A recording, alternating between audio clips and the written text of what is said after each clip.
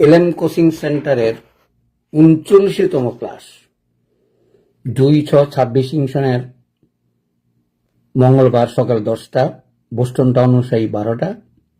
আমরা আমাদের এলএম কোচিং সেন্টারের ৩৯তম ক্লাসে টনসিল নিয়ে আলোচনা করা ঠিক করেছি। আজকে আমি টনসিল নিয়ে আলোচনা করব। তার আগে বলে থাকি, আগামী মাসের 1 তারিখ থেকে আমাদের ক্লাস শুরু। এ মাসে ভর্তি হওয়ার সময় আপনারা যদি ভর্তি হওয়ার কারো ইচ্ছে থাকে বা হয়ে থাকেন, তাহলে পুরা বছরের টাকা হলো একসাথে দিলেই 2500 টাকা, আর 2বার ভাগ করে দিতে পারেন 1300 টাকা 1300 টাকা করে। তার মানে প্রথমেই ভর্তি হইতে আপনাকে 1300 টাকা পাঠালেই আমি আপনার নামটা ভর্তির লিস্টে, যে আগে পাঠাবে তার নাম আগে থাকবে। সিরিয়ালি আমি মেনটেন করার চেষ্টা করব। আপনারা যারা এলএম কোচিং সেন্টারে ভর্তি হওয়ার ইচ্ছে বা আগ্রহ আছে, অথবা এলএম পদ্ধতি সম্বন্ধে আগামী দিনে দক্ষ ডাক্তার হওয়ার আশা রাখেন, তাদের উদ্দেশ্যে আমি আজকের এই ভিডিওটি উপস্থাপনা করছি, অর্থাৎ সৌজন্য আপনাদের। আপনারা যারা আমার ভিডিও দেখে থাকেন, তাহলে এলএম কোচিং সেন্টারে ভর্তি হয়ে এলএম পদ্ধতিতে যেন দক্ষ ডাক্তার হয়ে সকল রকমের রোগের জন্য চিকিৎসা সেবা দিতে পারেন, সেই আহ্বান জানিয়ে আজকের টনসিল নিয়ে আলোচনা করার চেষ্টা করব। এবং ইয়া এমন একটা রোগ, যে রোগের অপারেশন ছাড়া এলোপ্যাথিকারা চিকিৎসা সচরাচর হয় না বললেই চলে। শেষ পর্যন্ত তারা অপারেশনই করতে বাধ্য হন।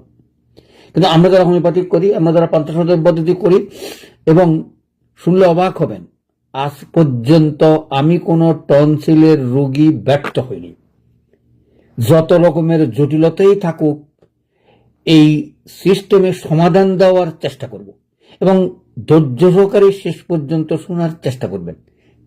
আমি লেংদি করার চেষ্টা করব না, সংক্ষেপে বলে যাব।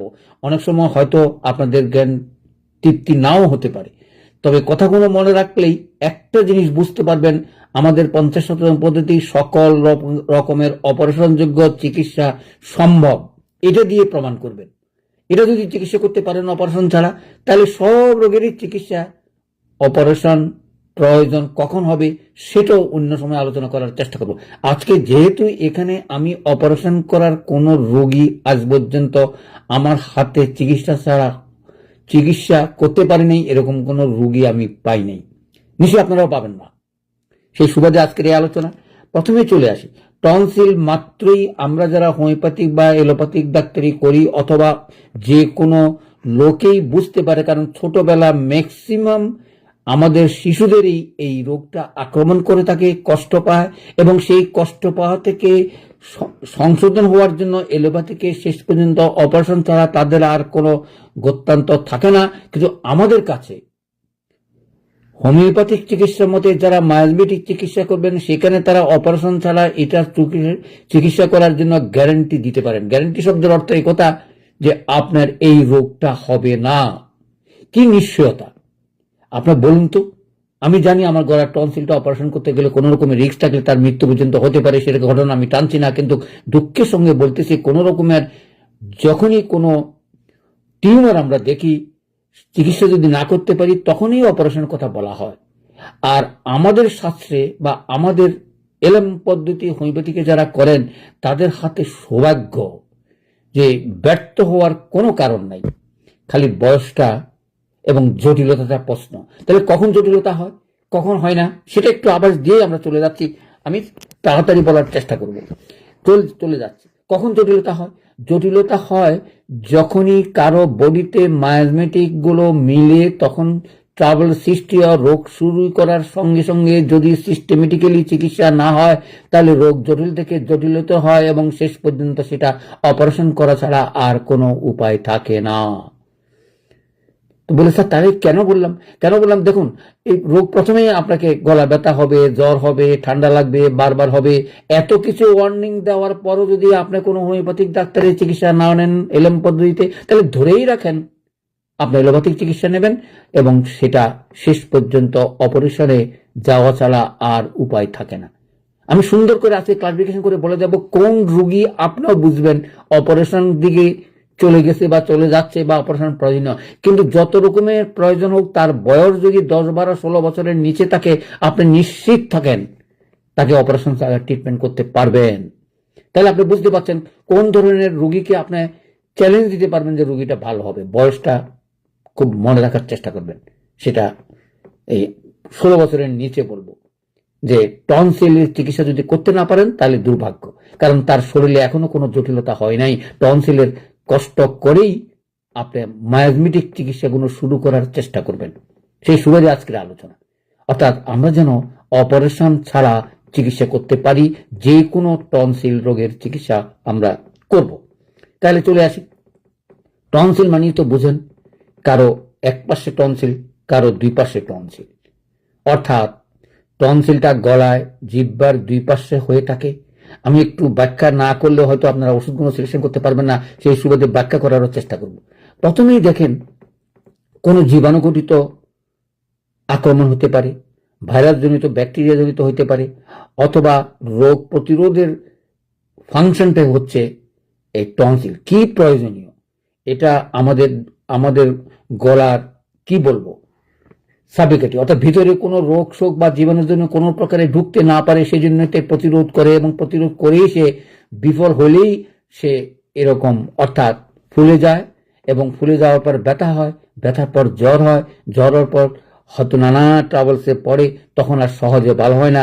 এটা সচরাচর ঠান্ডা থেকে হতে পারে, ধুলাবালি থেকে হতে পারে, এবং আইসক্রিম খাওয়া, ঠান্ডা জিনিস খাওয়া, ভিজা, অর্থাৎ বারবার যদি ভিজা হয়, অর্থাৎ বৃষ্টিতে ভিজলেও অনেক সময় ঠান্ডাতে এগুলো বৃদ্ধি পেতে পারে, অথবা ফুলতে পারে। ফুললেই যে অপারেশন যোগ্য তা কিন্তু নয়, আমাদের কাছে এরকম ফুলার যথেষ্ট ওষুধ আছে। তবে আমি প্রথমেই যদি বলি বেলেডোনার কথা বলতে পারি, আর ফুলে যদি না থাকে তাহলে অ্যাকোনাইট দিয়েও আপনার এটা ভালো হয়ে যেতে পারে। খালি ব্যথা করে, গলা ঢোক গিলতে কষ্ট হয়, ঠান্ডা লাগছে, তাহলে আপনি অ্যাকোনাইট দিয়েও ভালো হয়ে যেতে পারে। তাহলে বুঝতে পারছেন, অ্যাকোনাইট, বেলেডোনা, ব্রায়োনিয়া, এগুলো লক্ষণ দৃষ্টি ওষুধগুলো। জ্বর থাকলে আপনি বেলেডোনা দিতে পারেন, ব্রায়োনিয়া দিয়েও আপনি ভালো করতে পারেন, তখনও যদি গলায় টনসিল দেখা না যায়। কিন্তু টনসিল দেখা গেলেই বুঝতে হবে যে গ্ল্যান্ডটা ফুলে যাচ্ছে, গলার দুই পাশে গ্ল্যান্ডটা ফুলে যাচ্ছে।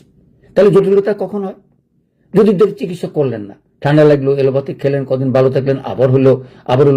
এই ধরনের ক্ষেত্রে অনেক সময় সেটা দীর্ঘদিন ভুগে তারপরে হয়তো বছর বছর আপনি হয়তো অ্যান্টিবায়োটিক খেলেন, ভালো থাকলেন, 10-12 বছর যখন হইলো আর অ্যান্টিবায়োটিকে কাজ করে না, তখনই বলে যে অপারেশন ছাড়া আর কোনো উপায় নেই, আপনাকে এটা কেটে ফেলে দিতে হবে।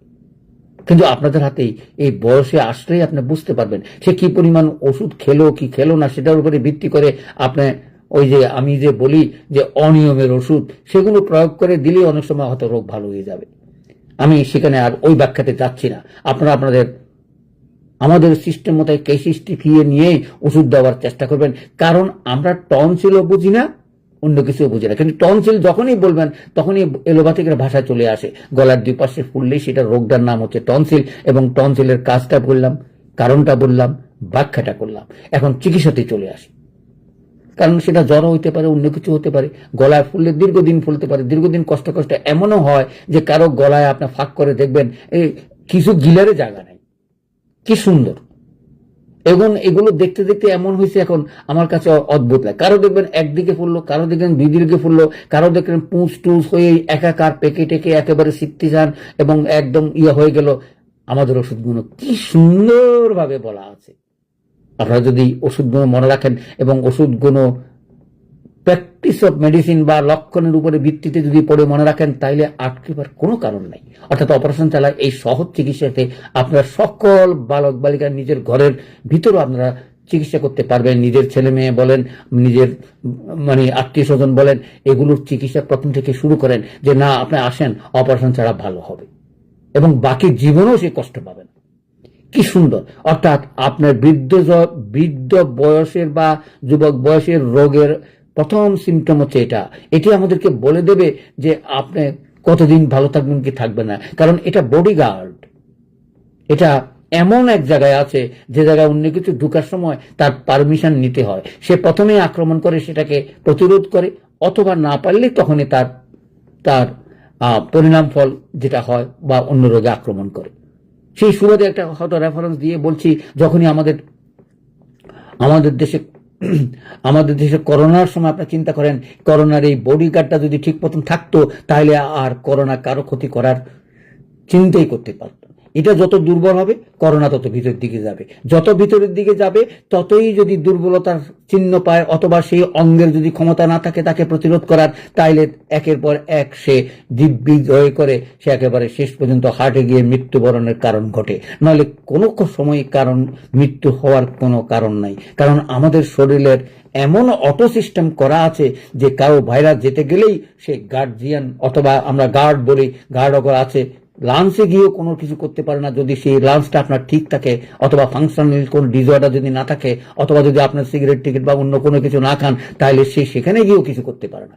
সেখানে পরে সে লিভারে যায়, লিভারও করতে পারবে না যদি লিভারটা ঠিক থাকে। কত রকমের বাধা, এত বাধা শেষ করে সে যখন হার্টে যায় তখন দেখে যে একদম খালি মাঠ, আর দেরি করে না, তখন একদম শেষ করেই চলে যায়। এই জন্যই মৃত্যুর হারটা করোনার যুগে বেশি। সেই করোনার কারণ থেকেও আমরা অনেক কিছু জানি এবং শিখেছি।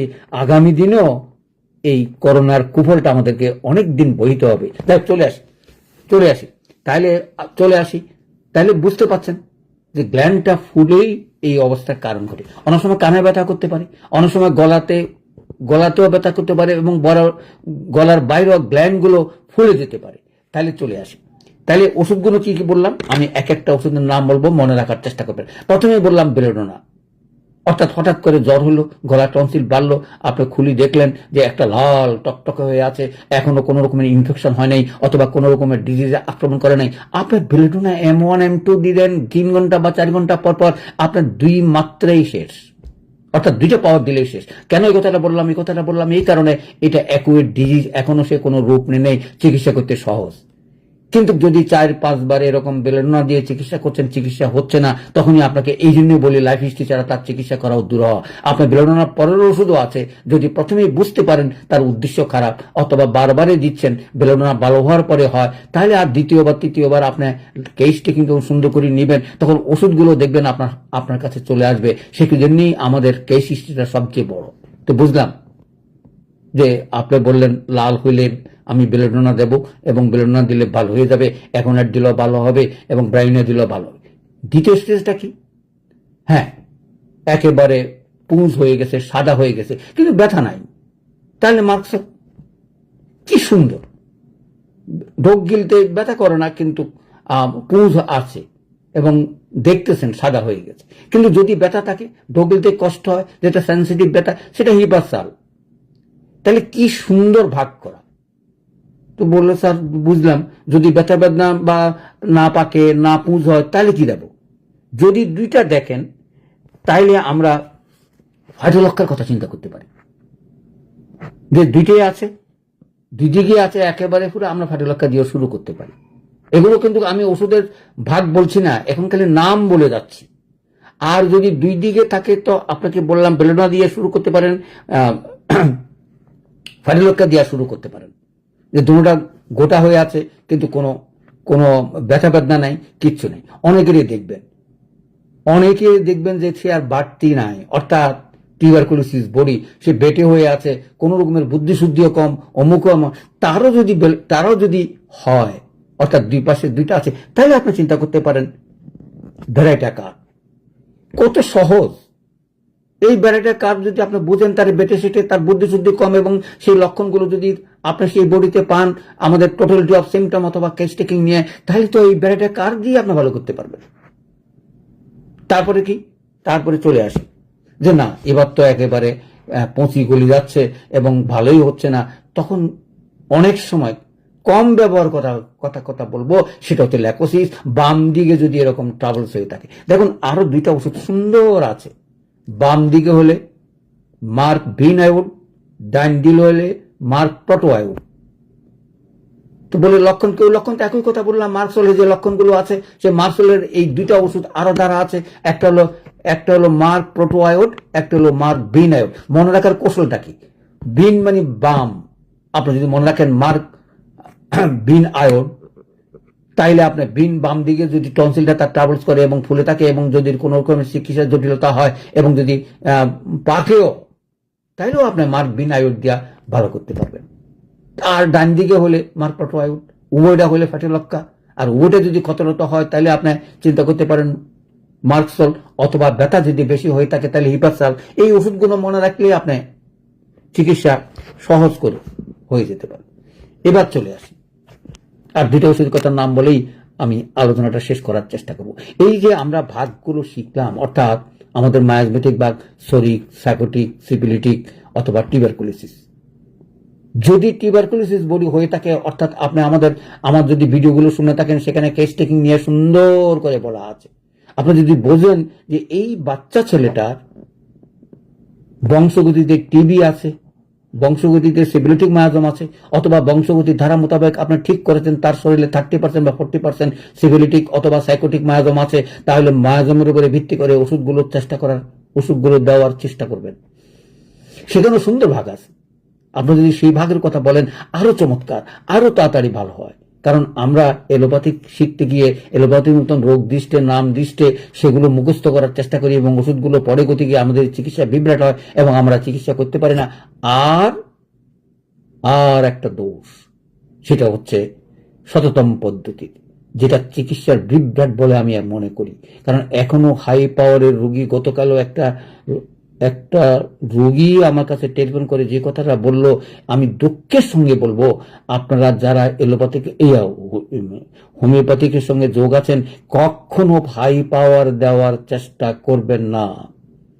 এটার কুফল কি জিনিস সেটা যারা জানে তারা, আমিও তো বলি না, কারণ আমি জানি এসব কথা বললে এমনিই আমাদেরকে কেউ বিশ্বাস করে না।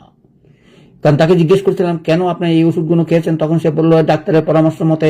আমি জিজ্ঞাসা করেছি, সেসব হাই পাওয়ারের ওষুধগুলো যত কিছু খাইছে সব 10,000 15,000 সিএম ডিএম খাইয়া সে কিম্বুত কিমাকার তার বাচ্চাটার চিকিৎসার কথা শুনে, তার লাইফ হিস্ট্রির কথা শুনে আমি অবাক হয়ে গেছি।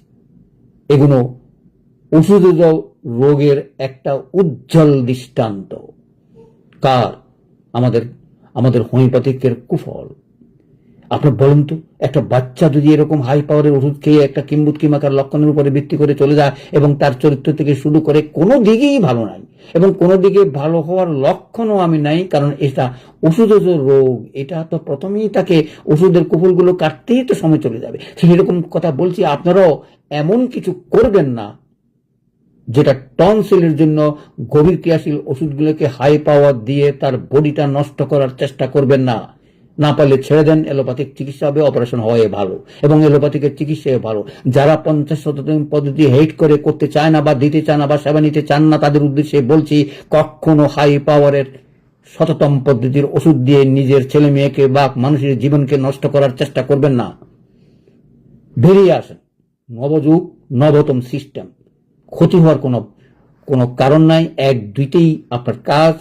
আর ক্রনিক ডিজিজে 1, 2, 3, 4 এর উপরে পাওয়ার দেওয়ার কোনো রকমের যুক্তি আছে বলে আমি মনে করি না। সেই সুবাদে আজকের শেষ কথাটা আসি, যেটাতে আমি বললাম যে টিউবারকুলোসিস মায়াজম দেখলে আমরা ফসফরাসও দিতে পারি, লাইকোপোডিয়ামও দিতে পারি, টিউবারকুলিনাম ববিনামও দিতে পারি, বেসিলিনও দিতে পারি। অর্থাৎ লক্ষণ মোতাবেক যখন ওষুধ আসবে, এবং অন্য সময় যদি কোনো ওষুধে কাজ না করে, তার আর শরীরের কাজ করার ক্ষমতা হতে নাই, বা আপনি হয়তো কেস টেকিং নিয়ে বুঝতে পেরেছেন, তাইলেই সে সকল ওষুধের প্রয়োজন হয়, নইলে প্রয়োজন আছে বলে আমি মনে করি না।